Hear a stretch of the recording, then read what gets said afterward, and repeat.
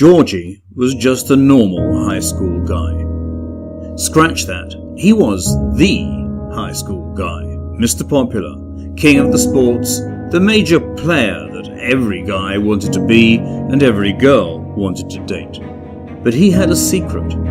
He was already dating not one, but 3 girls. Some say that wasn't the reason for what happened. Some say it was. No one, however, can deny that a week after that secret came out, at 12:02 p.m.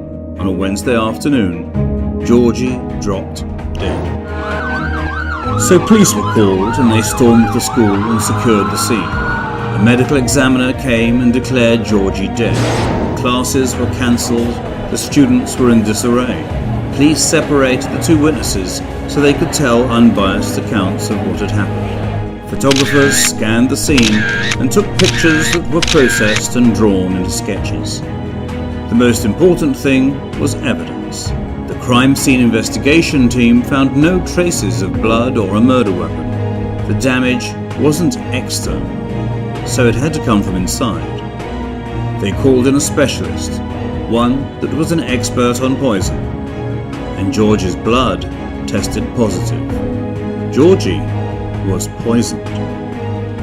The death was not a suicide. It was murder. There were 3 suspects to the crime. The 3 girls who had a motive, revenge. Georgie had dated girls from 3 different cliques, so they would never meet each other. There was Autumn Justice, Miss Popularity and Homecoming Queen, but she was one of the dumbest girls he'd ever met. What is your relationship with Georgie? He's like one of my ex-boyfriends. Are you aware of what happened to him? Yeah, he just dropped dead one day. Did you commit the crime? No, why would I do that? You are one of the prime suspects. Are you sure you didn't commit the crime? Look, my name is Justice. You know what justice means? It's it means you can't kill people. If your name is Justice, it's one of the basic rights, in the Bill of Rights, in the Constitution, in the Americas. It's not okay.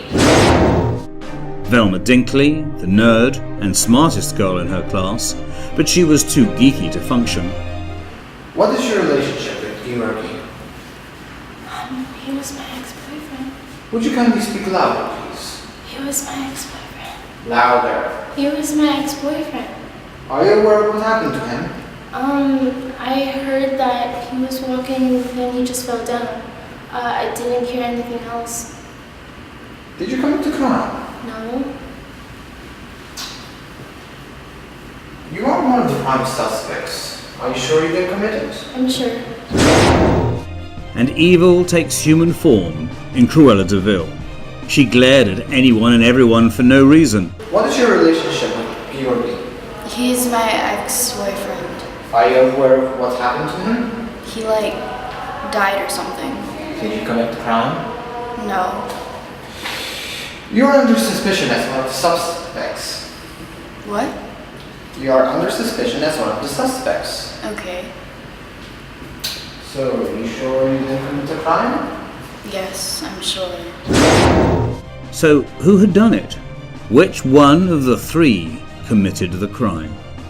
Initially, Cruella de Vil was believed to be the perpetrator. After all, she always talked about death and violence.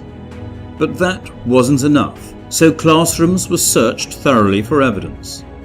Finally, the detective found small particles that were identified as ricin in the science lab. This same lab was known to be the hangout of one Velma Dinkley. But a true detective does not jump to conclusions. A true detective does not give up until more evidence is found. 2 days later, Detective Billy found a container with ricin residue, as well as fingerprints of the culprit. The perpetrator was none other than Miss Popularity, Autumn Justice. The CSI team interrogated her for a second time, revealing their knowledge of her crimes and reconstructing the scene.